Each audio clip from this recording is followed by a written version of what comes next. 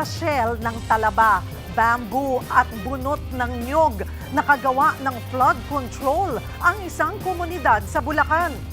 Live mula sa Malolos, nasa frontline ng balitang yan, si Mon Gualvez, exclusive. Mon, kumusta rin ang panahon dyan?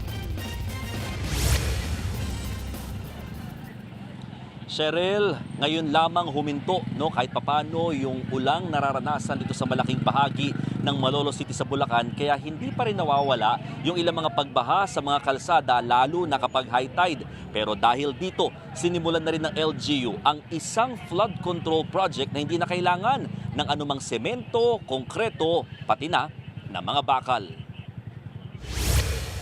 Hindi nakaligtas sa pagbaha ang Malolos City sa Bulacan mula sa ilang araw na pag-uulan dulot ng habagat. May flood control, pero kung hindi substandard ay hindi naman mapakinabangan. Pero sa isang komunidad sa Barangay Pamarawan, kahit umuulan at high tide, hindi na sila problemado sa pagbaha. Sinimulan kasi rito noong nakaraang taon ang large-scale nature-based flood mitigation project o tinatawag ngayong Building with Nature. Naabutan pa namin ang paglalagay ng mga shell ng talaba sa mga coconut o tila sakong gawa sa bunot ng niyog. Sila po yung nagsisilbing protection. Pag pinagsama-sama mo sila kasi sir,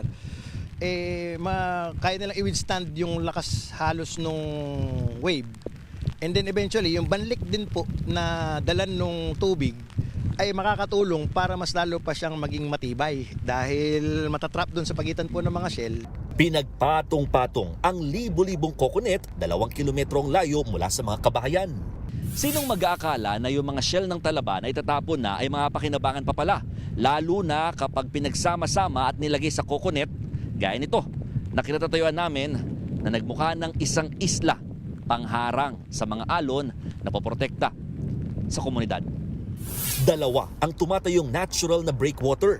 Bukod sa mga oyster-filled bags, meron ding inilagay rito mga bamboo o kawayan na pamigil din sa naglalaki ang alon. Hiwalay pa ito sa mga sediment trapping units na mga kwadrong gawa rin sa kawayan. May humaharang na. Hindi katulad dati na hindi sila makapaghanap buhay dahil pag tumaas ang high tide, diretso po kagad sa bahayan. Diretso kagad sa City of Malolos. Ngayon po, may first line of defense tayo.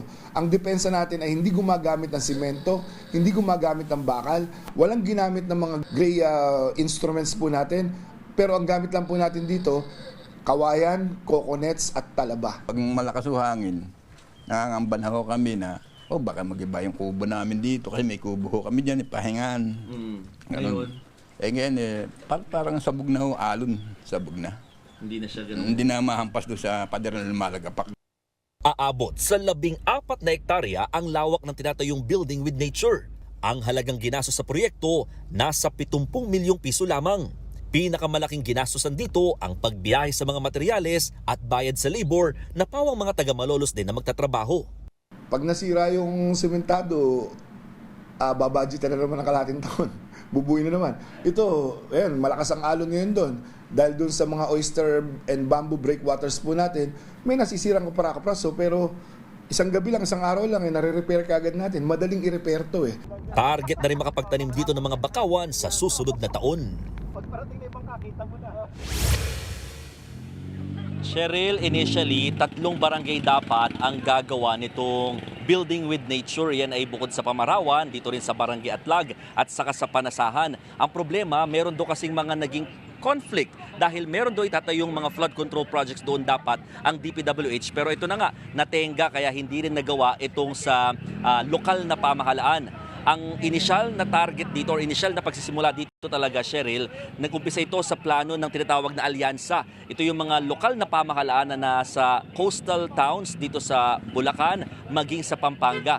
So itong pinaka first in the Philippines na ginawa ngayon ng Malolos City, nakatakda nila i-present ito, pati na rin sa ibang bansa na umaasa sila na ma-replicate at magamit sana maging ng national government.